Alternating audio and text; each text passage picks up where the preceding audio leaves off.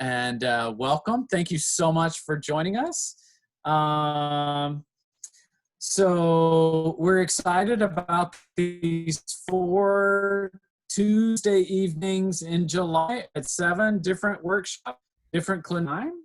It is recording. So thank you. Doreen must have done that. So thank you, Doreen.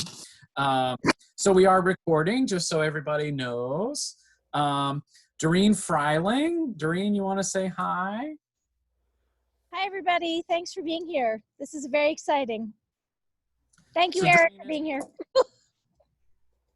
Doreen is president-elect of New York ACDA, and so she and I are going to try to navigate the hosting responsibilities, admitting people, monitoring the chat, and all those kinds of things. If you have questions for Eric, please post them in the chat. We'll get to as many as we can if we have time.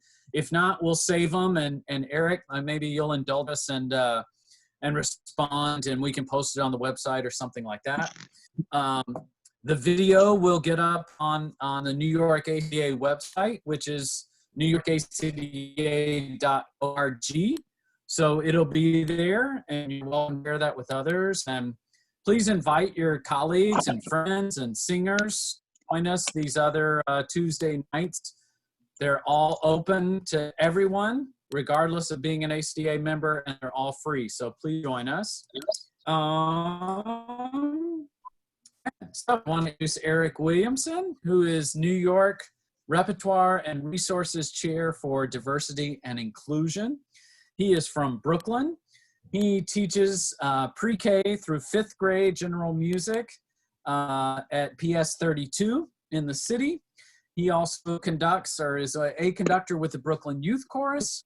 And he is bringing so much passion and energy and activity to our board and to our state. Eric, I can't say enough. I appreciate you so much. And I'm just going to turn it over to Eric. So welcome, Eric, everybody. Thank you so much for that fabulous introduction. I am so enthralled and excited to be with all of you today.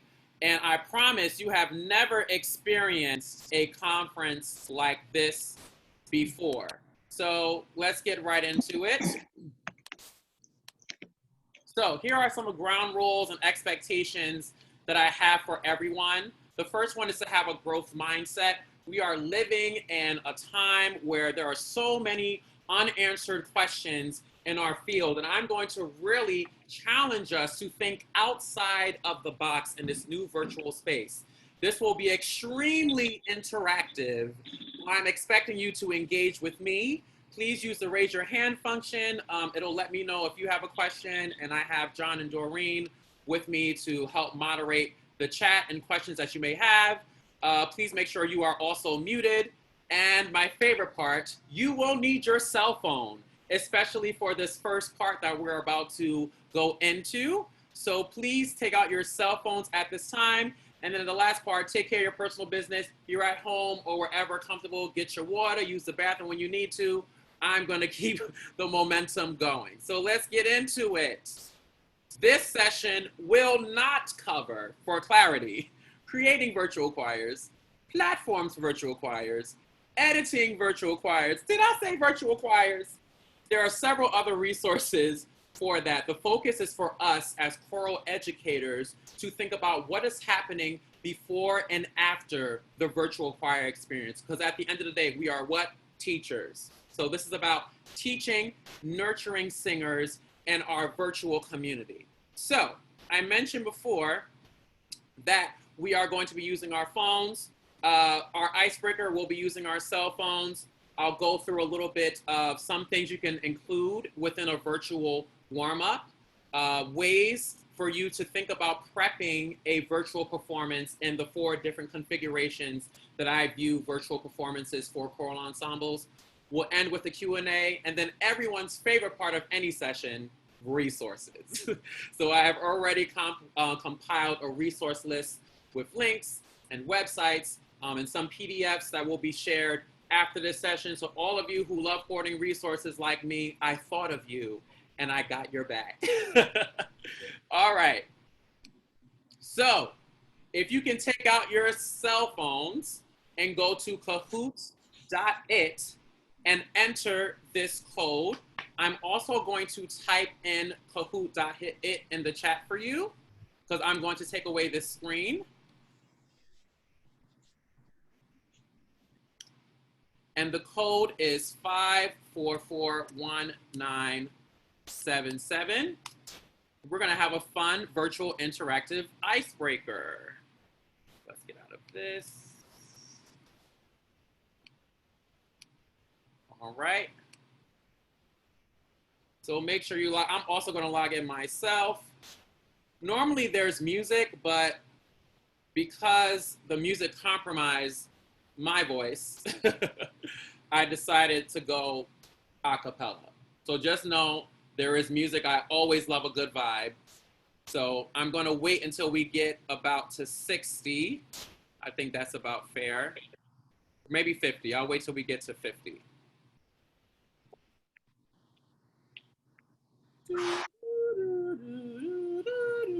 Maybe I'll let you listen to the music while we're waiting.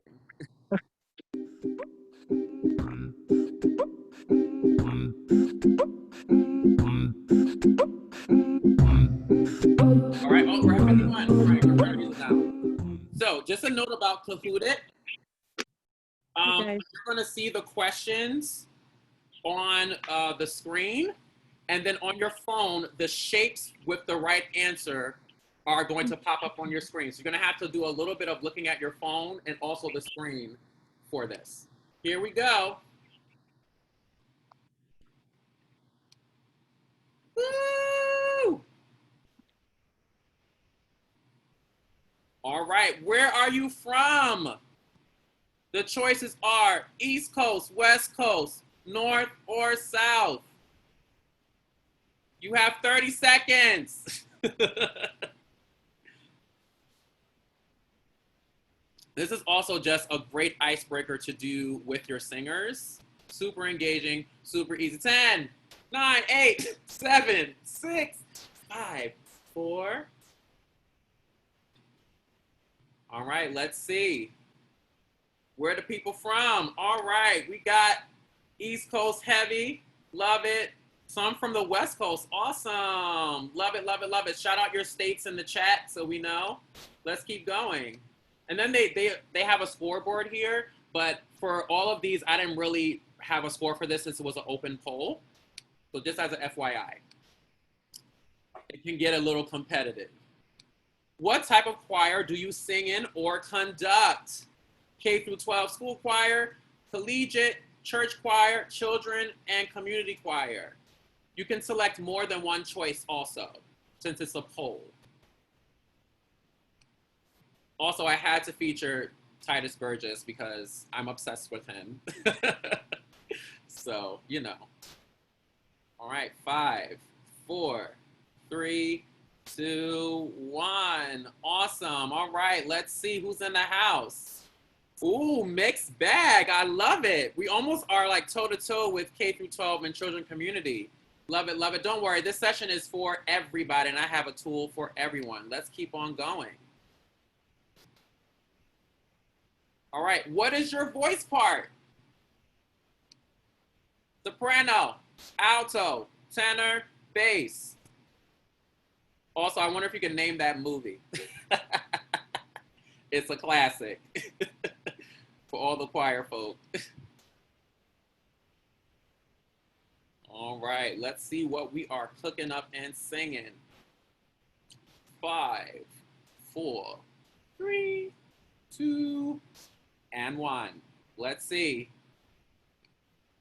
All right, sopranos in the house. Sopranos are in the house. Where my tenors at? Come on, tenors. What happened?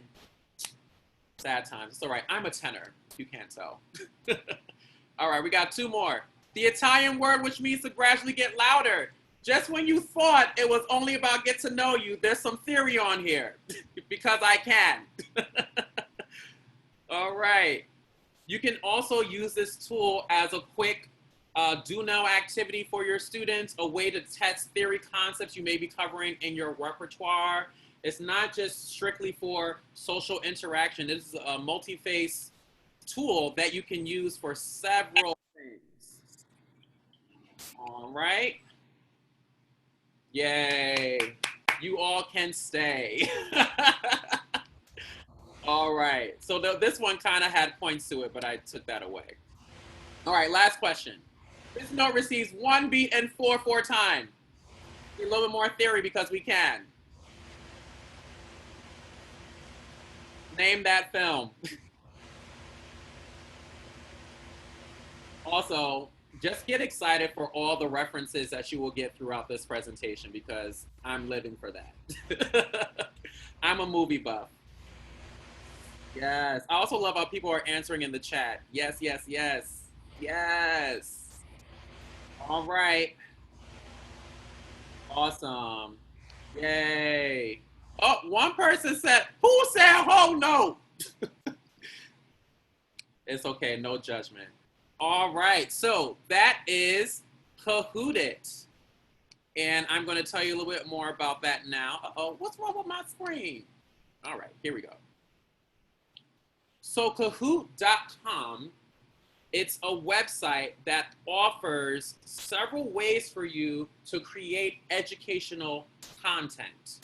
Now, there are some ups and downs with Kahoot It because one, cell phones are required. So if you are teaching in a community where your students or your singers do not have access to both a computer and a cell phone, I wouldn't recommend this.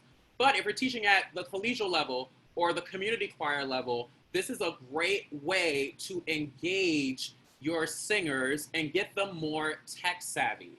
You're able to create slides, polls, quizzes, presentations. They also have pre-made templates for so much different content, from music to theory to non-musical things. If you are teaching within a K through 12 setting where we're kind of going to be expected to do some cross-curricular work. And they also offer a free and premium version. So the version that I have is a premium version because they have a COVID special for educators that allows us to use their premium features for free. I'm not really sure how long that's going to be offered, but I would highly encourage you to take advantage of it while you can. Super easy to use, very accessible, high engagement, quick and easy. So that's the first thing. Kahoot is the first tool that I share with you that you can do a plethora of things within the context of your choral ensemble. All right. Now, this next portion, we're gonna do a little bit of movement. So I'm going to request that you sit at the edge of your seat. We're gonna do 2 little mirror games. The first is a physical warm-up that I've used with my students. And basically what we're gonna do, I am the mirror, you are the reflection. Whatever you see me do, you do. Thumbs up, everybody, are you with me? Love it, love it, love it. And the track that I'm using is from the Sunday Service Choir album, and the name of the song is called Follow Me. I'm going to just adjust the volume, come on now, so it doesn't overpower my directives. Here we go. Oh, that's mute. All right, here we go. Follow me.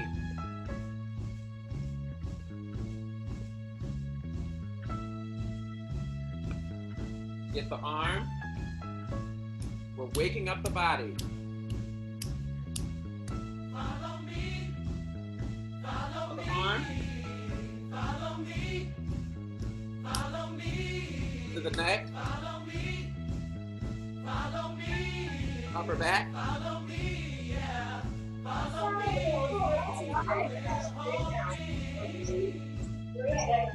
To the eyebrow. See the day.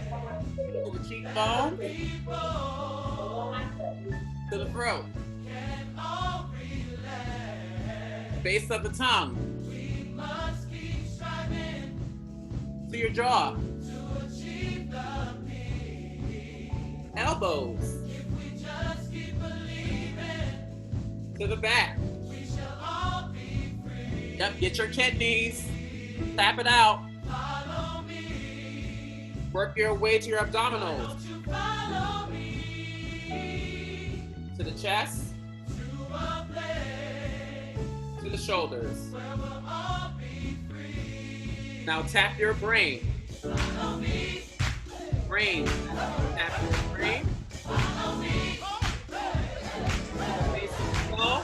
follow me, Occipital lobe. follow me, yeah. Follow me, follow me, Yep, you can do a little dance. I always hit my two-step. There you go. And smile. Smile for the camera. Yes, silent round of applause. Awesome, awesome, awesome. So I'll explain that activity after we do our next one.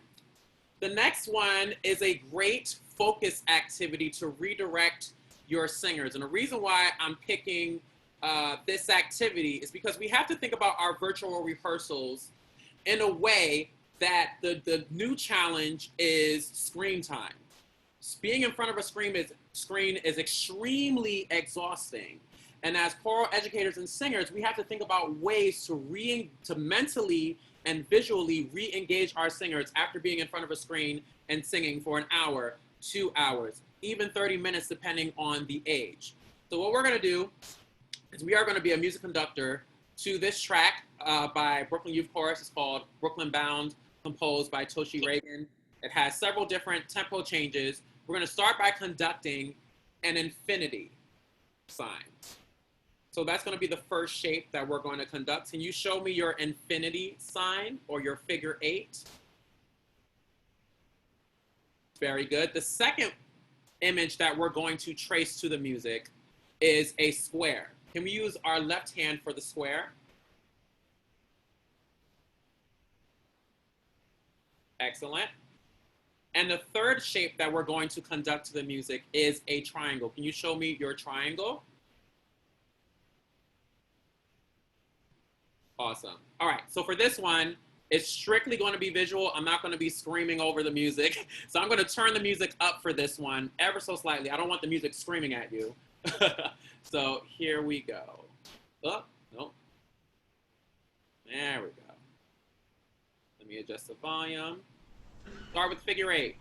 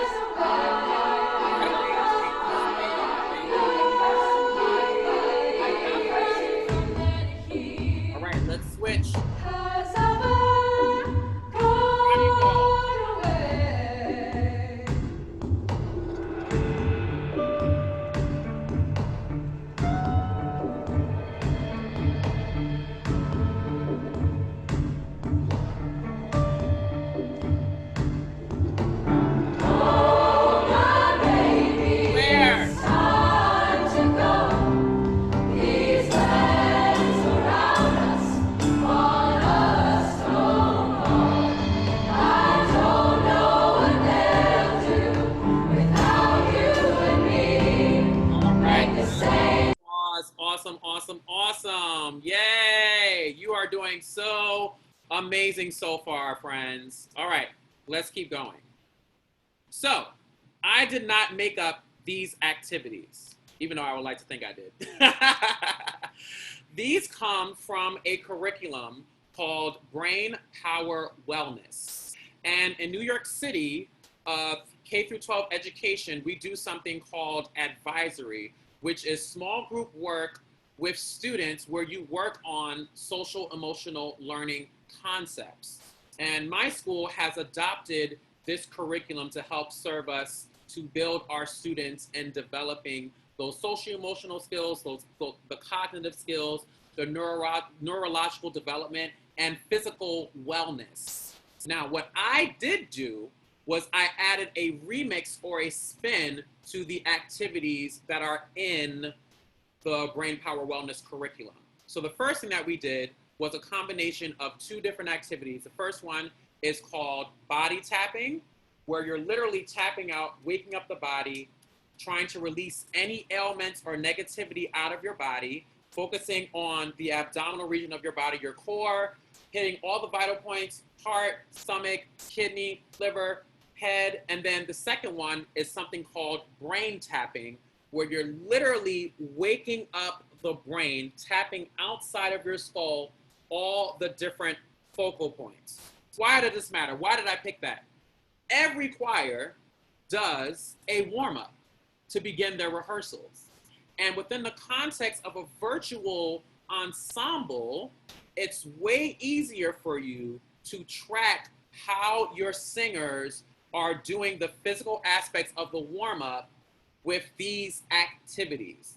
And you can add your own music to it, or you can do it without music. But we're thinking about high engagement. We want our singers to come back because this is not the norm for us by any means. We're used to being in person. So now we need to get creative in terms of what is going to bring our singers back every time. What are fun ways that we can engage our singers and keep them?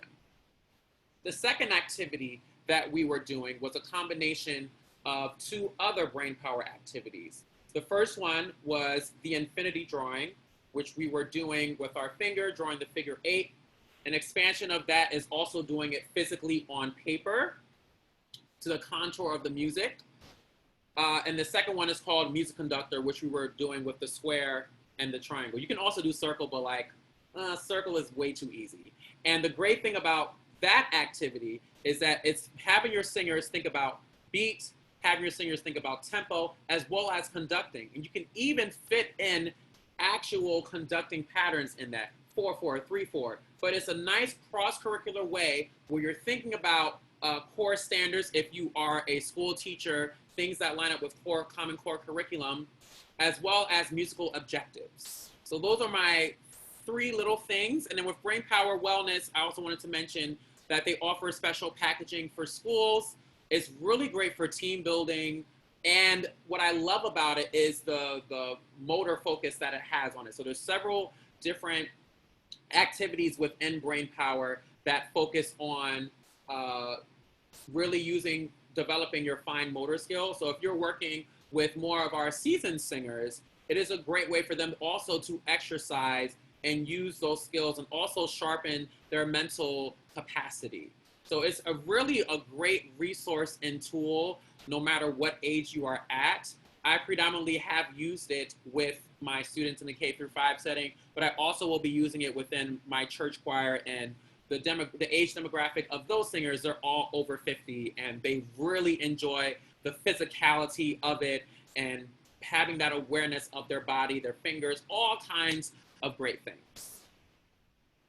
I'm not paying attention to the chat at all, and I apologize. Let's see, no questions so far. Okay.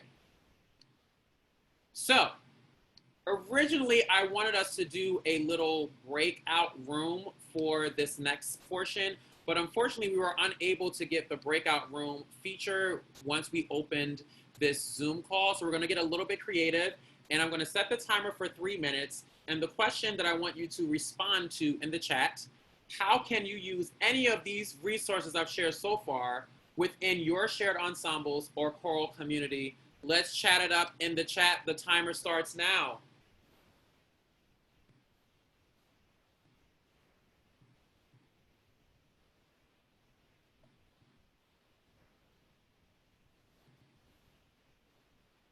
And as a reminder, the 3 things that we've done so far are Kahoot It. We've also used Brain Power, Things, the 2 different Brain Power activities. Yes, setting it to music is awesome. Yes. And the great thing is I just chose songs that I liked, but you can literally use your repertoire. Oh, well, now I can't keep up. Sharing music helps us breathe together. Yes, it does. Love the way you can move while still being virtual. Yes. It's easy to start with a physical warm-up than add voice. It's all connected. Your body's your instrument. All right. Simple, not too scary. Yep, they can be seated. Feel like my warm-ups always get stale, so I can use these in person remotely. Awesome. Yes, absolutely. Physically and mentally prepare for rehearsals and connect. Also hear amazing music. Yes, a good thing about this that I didn't mention is you can also get input from the students for all of your physical warm-up things. It's a great way to learn about what their tastes are and what their likes are, or if we're thinking about retention and keeping them engaged. Use Kahoot with my school choirs, but hadn't thought to share with adult and community choirs. Yes, let's just do it. It's time for us to be innovative and think outside the box. High school starting today with SCL extended. Use Kahoot to create classroom community. Yep. Always great the kids moving. Yep. Never heard of it until today. Yes, endless possibilities. I've used it. Brain breaks are so. Thank you for saying that, M. Demko. Yes, brain breaks. It really is. We're in front of a screen all the time. It's super exhausting. Should ask questions about it was fun. Da, da, da, da. College group. Yep. Who has an icebreaker? Using the body tapping. Yes, the body tapping is a great, and you'll see in the resource that I give you, it mentions that body tapping is a great way to start your day. And the great thing about Brain Power is they recommend specific moments throughout the day for you to do these different brain break activities. So the body tapping is great for the morning. The brain tapping is good for like after lunch. It could work well, absolutely work well with the community choir. Kids are sitting in front of a screen. Yes, if you are working with kids, they need to be moving. Whether they are at home or not, they have to move. Shake a tail feather. All right. All right. All right, we get it. It's time up. All right, so ideally, we would have at this part of the workshop a 3-minute share because you were talking in small groups. So I'm going to continue the timer and continue reading your comments because I'm super behind. I'm 25 comments behind. So I'm going to see if I can get to as many as I can within this time. Question from movement is essential. Yep. Using in a variety of age group is fantastic. Great use for choral building activities. Having student leaders run a small group. Yes, that is another great thing about Brain Power is they encourage the students to take ownership of the learning and to be in charge of the activities. So after it's modeled by us, they are now in charge of leading each rehearsal with the different activities. Have to sit in, yep, use Kahoot and theory and music history and theory, never thought about using in chorus. Yes, B. Schermerhorn, very similar to what actors do. Absolutely. Yes.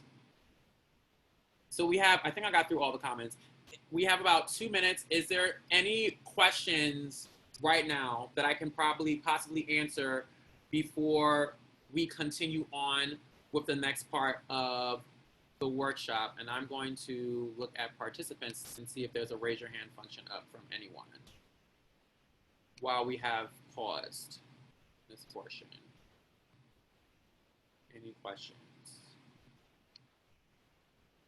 Love the breakout function in Zoom. Unfortunately, my district has forbid us from using it. Use it with my community groups, and it's great for sectionals. That is so sad to hear that your district outlawed the break room. And I can understand why. The only issue with break rooms is the oversight. Because let's say you have 3 or 4 rooms happening at the same time. If you're the only adult in charge of working with kids, how are you facilitating what's happening in the breakout rooms when you're not there? You are able to hop from room to room, but when working with kids, a lot can happen when they're not under your supervision. Yes, Google Meets is, ooh, not just Zoom entirely. Oh no! Wow, I'm sorry, Sky Harris, wherever you are working, to hear that. They just allowed us in New York City to start using Zoom again. at the end of May. So there's a lot of back and forth happening.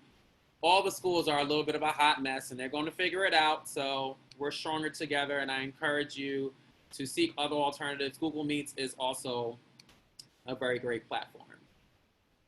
Okay, all right, we got 18 seconds. I'm gonna use that to take a sip of water.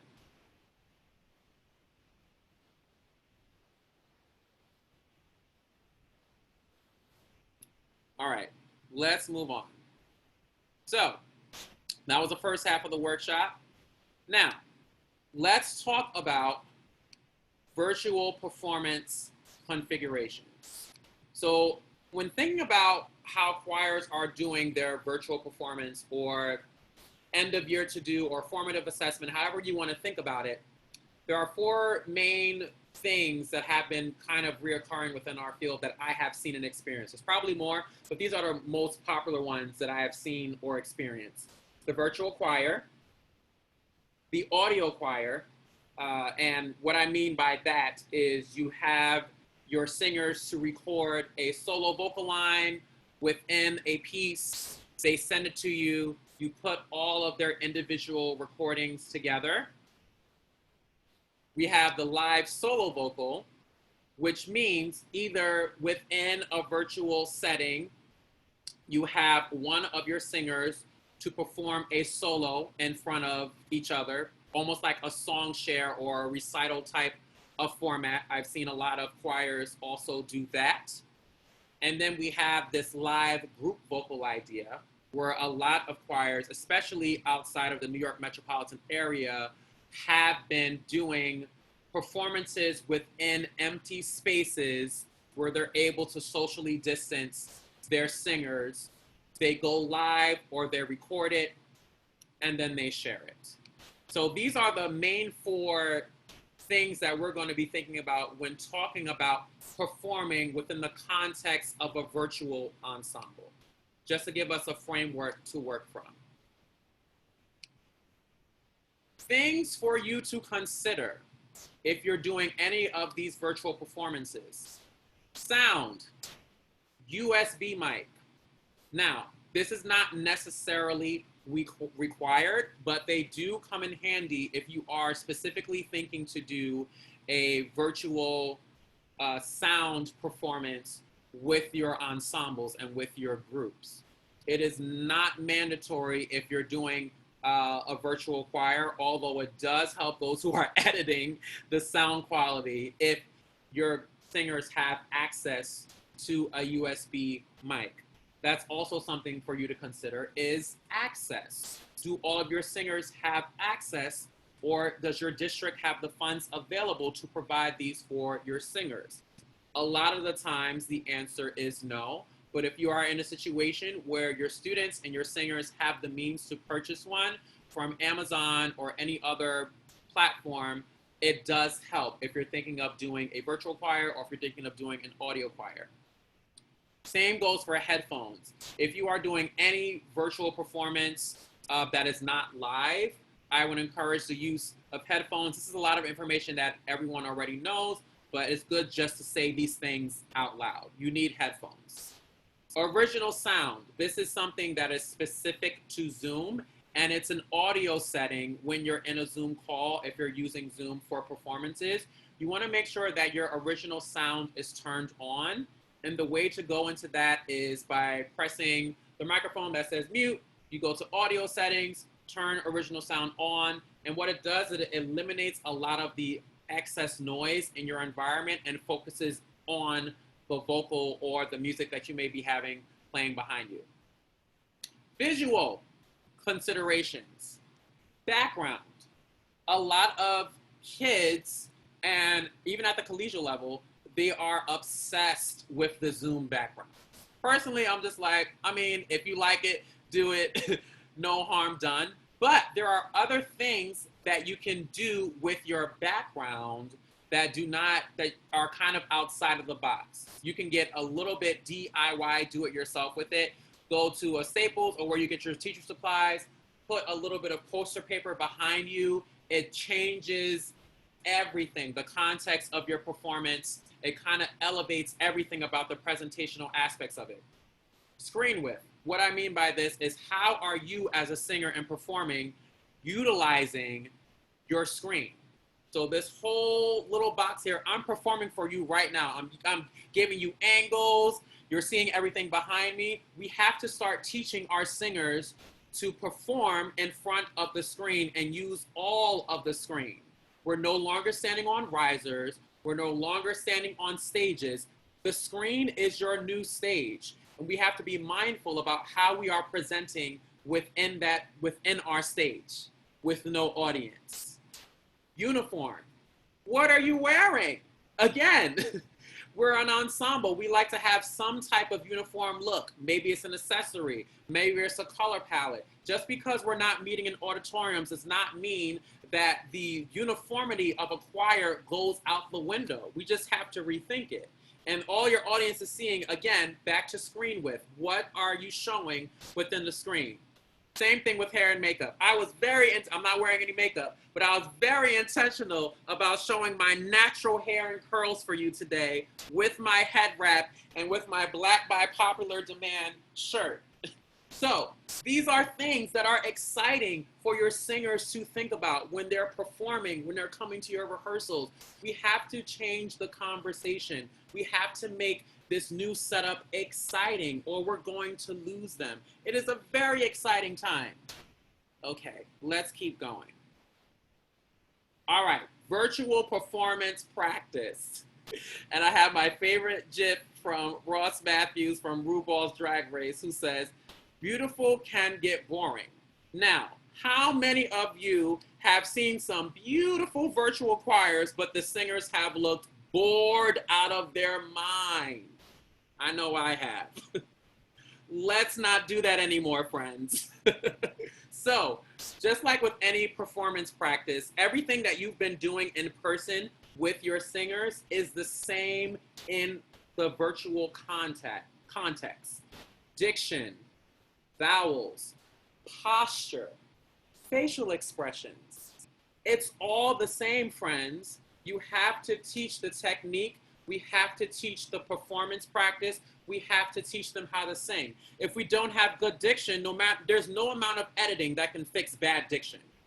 There really isn't. It's gonna be like, no, no, no. Ain't nobody wanna hear that. Diction is done with the tip of the tongue and the teeth. You gotta still spit out those consonants. Vowels, still important. We need that alignment. We need that tall vowel. Posture. Great posture is self-respect. If you are slouched over and you are singing your virtual choir, why do I care as an audience member? I'm in front of a screen all day, every day because of COVID. Now you think I'm gonna sit through a virtual choir performance when you have horrible posture? Not so. So things for you to think about with your singers. Engage, engage, engage. Beautiful can get boring. All right, let's keep going. Set clear expectations for your singers. What does that mean? 1, memorize your music. I'll never forget, I've seen maybe 3 different virtual choirs and these singers have their music out. And I'm just like, really? This is what we're doing? You've been home all this time and you don't know your music? Now, no shade. There are some cheats to performing virtually with your music, but don't show me the actual sheet music in the video. Have it up on your screen. The audience won't know the difference. I encourage that than the actual sheet music. It just takes away from the whole effect of a virtual choir experience or a solo experience. Now, with any type of project that you're doing, make sure that your singers have the appropriate resources when they're performing. A metronome. How are you keeping that beat? We all have tried at some point, I know I have, within the Zoom or the Google Meets or whatever, to try to sing live with our singers and we notice the lag. The same goes when you're recording. Like, we need that steady beat, we need that pulse. They have to feel it or it's gonna be a mess. Pre-record your conducting. Let the singers know how you would like them to do the phrasing, how you would like them to sing dynamics. Conducting does not go out the window just because you can't do it within the live rehearsal. Pre-record it. Let your singers get used to conducting in that manner. It's not the same, but it doesn't go out the window. So I highly encourage conductors, teachers, pre-record your conducting and send it to your students so they don't lose that feeling and that awareness of responding to the gesture. Even though it's recorded, practice makes perfect, and we don't want them to lose the awareness. Last but not least, pre-record the track of you singing it. Sing in your comfortable octave. I'm a tenor. I do have a little bit of a wide range, but also when the soprano lines are too high, I am singing down the octave. I'm not going to play myself. Do the same thing. The students need to know, your singers need to know tone quality. All of that still matters. And if they do not have an appropriate model, we cannot expect them to also create what we want them to sing and sound like. My favorite part, a phrase that I like to say at length to my singers, flavor, not flower. That means when you are recording yourself singing, I am giving face, I am engaged, I am a storyteller. I am letting you know what's happening in the music. I'm responding to the accompaniment track. We have to teach that. As part of that physical warm-up, when I had you doing the smiles and waking up the face, that's a part of our warm-up. If you weren't doing it before, when we were in person teaching, this aspect of teaching and performing is way more important now more than ever when you think about screen width, when you're thinking about considerations for performance. This is all your audiences are going to see is from the waist up. And the face is the gateway to the essence of the music. So if you are giving me a flower face, I'm not buying it. And you shouldn't. And we got to push our singers to think outside the box and to engage in this way. Last but certainly not least, energy in the body equals energy in the voice. Even though I'm sitting, I have so much energy in my voice because my body is fully energized. What are we doing as teachers and choral conductors to teach our singers to be engaged in this new manner? Most of us are sitting and teaching and sitting and singing. We still cannot abandon the performance practice and pedagogy of teaching great posture. That is something that we can respond to in real time within the context of a virtual rehearsal. And I just love this little GIF from Saturday Night Live. This is when they were doing the Star Wars theme song.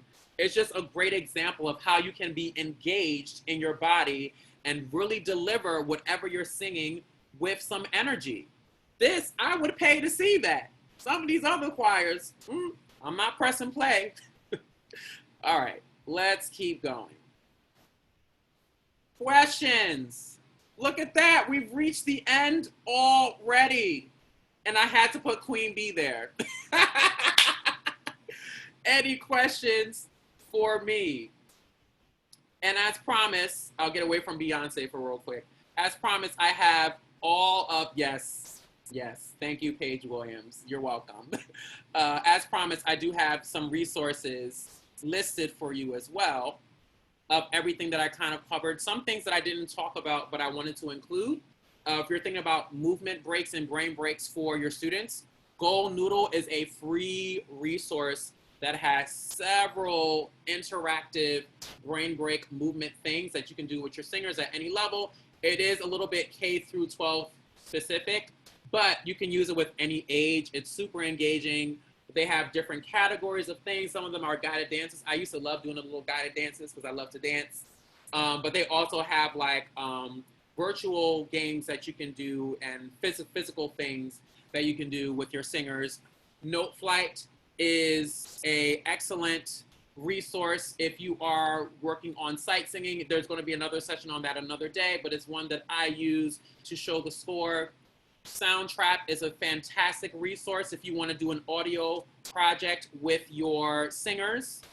And then Carnegie Hall has several free resources for music educators, videos, lesson plans, pronunciation guides for repertoire if you're looking into that, culturally relevant, ethnic specific things that you can do with your singers to make things more accessible. I know a lot of us are looking to diversify our repertoire. So please use those things and subscribe to all the things to contact me, and I'm gonna get into these questions now. Let's see.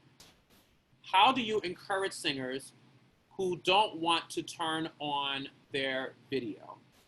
Valid question. So this is a two-pronged thing. One is the truth of the matter is, given the way our society is set up, and I'm responding to this from my teacher brain, in that we are mandated reporters, we can't technically force singers to turn their video on just because of the liabilities of where they may be. However, now putting on my community choir engagement one, I would encourage you to reach out to those singers to do something on an individual basis to see what might be the barriers on why they do not want to turn their video on. There's probably way more flexibility within the collegial setting to encourage your students to turn their video on. And now, honestly, because most universities will be going virtual, you can count that as participation. Put that in your syllabus. You have to have your video on. It's just like attendance, where I physically see you in the classroom. I need to physically see you within this virtual space. And you're not going to get any, there's no way for me to assess how you are developing or maturing vocally, musically, if you have your video off. So I would say that's my go-to suggestion. And if you're in a K through 12 setting, I would focus the assessment purely on how they are contributing vocally. So can you sing this? You have your video off. Can I hear your voice? Can you sing this phrase? Can you do this solfege reading activity? Can you contribute in the chat? Can you answer these questions? Apps like Kahoot! Really help with engagement and assessment from that standpoint. If you have students who do not want to turn on their video, it's another great way to assess how they're contributing in their rehearsals. Oh, thank you, Shoshana. Okay, what to do with students who do not want to sing with when their family is around them? Similar response I have them to record it and send it to you at a separate time. There are several apps. Soundtrap is a perfect example of an application that you can use with your students where they can record their vocal line. You can see what they've submitted. Also, cell phones. Cell phones are a great resource for students to do voice notes, memos, if they have an Apple or a Droid, or they can use a tablet to do an audio recording of whatever you're requiring them to do. Because the truth of the matter, again, our students, especially thinking about K through 12 setting, they are within the comforts of their home, or they're with a grandparent, or they're not at their home. These kids can be anywhere and they may not be comfortable singing. So I encourage you to allow the flexibility for them to record it and send it to you at a separate time, and just allow them and that as an access point instead of demanding it in real time. If they have the option to provide the assessment pieces of your rehearsals at a separate time, you're not dismissing their opportunity to still be a part of your choral community. So super duper important that we are equitable and are giving our students multiple access points to what we are offering. That's the beautiful thing about this virtual setup, is that there are multiple points of entry that are equitable and accessible. Are your students all on mute when they are singing together in a live virtual setting? Yes, they are on mute. And what I like to do to kind of moderate the virtual classroom is I request students, I say up front, I'm going to be hearing individuals before I start the lesson, and I allow the students to opt in. There are other instances, because I have a relationship with my students, when I know they're just like kind of being lazy. I'm like, so I'm going to hear from this person now. Can you please unmute? And they sing. But it's all about relationship building and providing the opportunity to hear students on an individual basis. Another thing I love about this virtual setup is there is now a focus on the individual voice. and really teaching singing from this functional technique-based standpoint that kind of takes away of like choral pedagogy, because we're not necessarily thinking about the individual singing voice. But as a singer myself, that's really exciting that I can help my individual singers build confidence by using their individual voice, since they don't have this group sound that they're kind of hiding behind. So I would encourage you to start hearing more of your students' individual voices, encourage them, and set that as a precedent that this is what the new norm is going to be. Every rehearsal, I'm going to hear 5 singers. I'm going to hear 7 singers. Any volunteers. Karaoke is also a great way to take away the barriers and that stress level of, oh my God, I have to sing in front of my peers. Pick a little easy karaoke song. We Are Family, the Motown classics are my go-to. And, you know, we're all just screaming and hollering and having a good time without that stress of, oh my God, I have to sing in front of the screen. I'm terrified. So karaoke is also a great way to build community, but also assess what the kids sound like. I'm sorry I'm saying so much, but I get excited. Another thing that's interesting about this time is what karaoke allows for is you kind of get a different voice sometimes when they're singing in choir versus when they're singing a karaoke song or a song that they love. We need to find a way to bridge the gap between this choral sound that they think we want to hear and their actual voice of what we get in karaoke. So what a wonderful opportunity for us to really bridge that gap. Okay, more questions. Some sort of rubric, maybe ideal for activities. Absolutely, rubrics all day. I mean, how else, and administrators want to see that at all times. How are you assessing what they're doing? Did you say the app Soundtrap? Yes, I did say the app. If we have to start the year virtually, how do we build relationships with the students? Oh, yes, exactly what I was mentioning before. Karaoke, social events, do the Kahoot It, do the get to know you activities. It's really about building community and being transparent with your students. We all know how horrible and hard this time has been. And starting out your first rehearsal with that honesty, with that transparency, allows your students to make a genuine connection with you.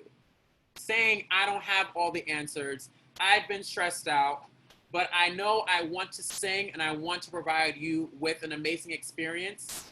Be a co-collaborator with your students. We have to also get away from this I'm in charge, follow whatever I say type of framework, because the truth of the matter, the students we serve now have a better gauge on what's happening technologically than a lot of us, me included. I mean, my learning curve has soared once I've changed my philosophy and framework to that of a co-collaborator.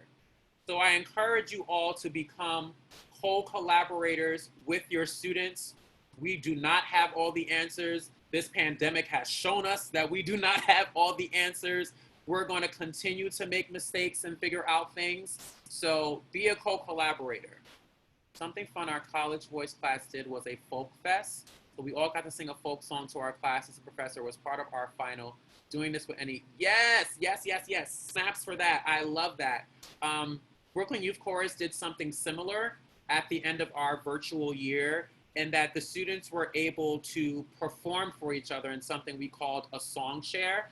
So this is not repertoire that we covered together in class, but over the course of like 4 or 5 weeks, we let them know, hey, you're gonna have this opportunity to sing whatever you want. Use the skills from our vocal warm-ups over the past 5 weeks to help you to sing whatever style of music it is. And we had kids do everything from gospel to folk to classical to musical theater.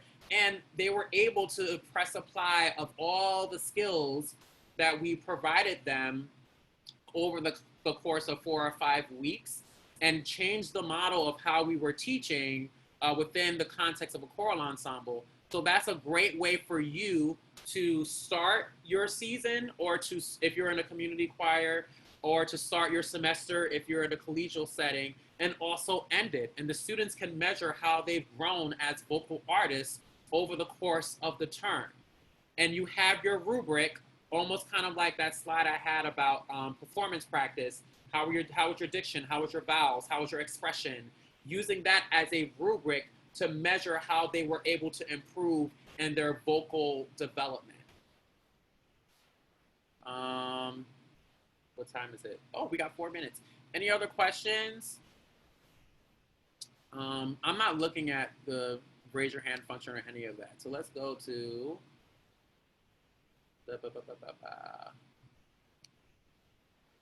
Gotta run. Thank you so much, Tony Alvaro, for joining us. Awesome. One thing I didn't mention, because I did preface this session by saying it's not going to be about virtual choirs.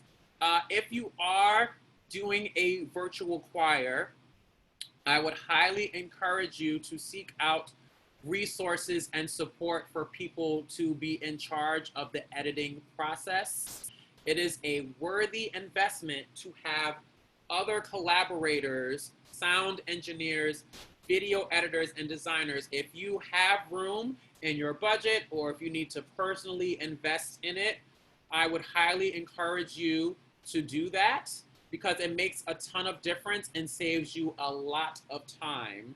And even though we're quarantining, time is money. Money is time.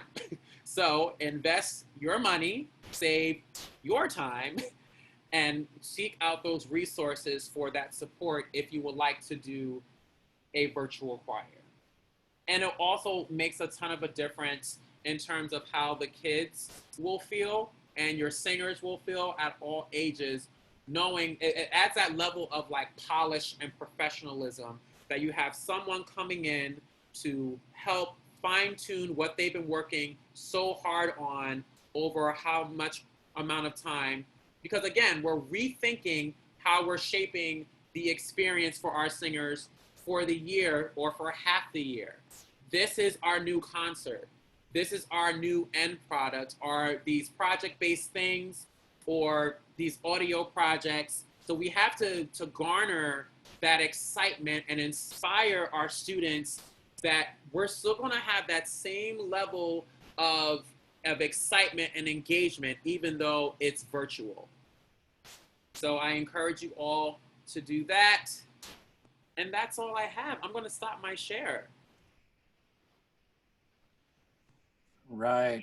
Eric, you're just awesome. You're unbelievable. Thank you for your energy and your preparation, your expertise. Let's all give Eric a wonderful hand. Great job. Great job.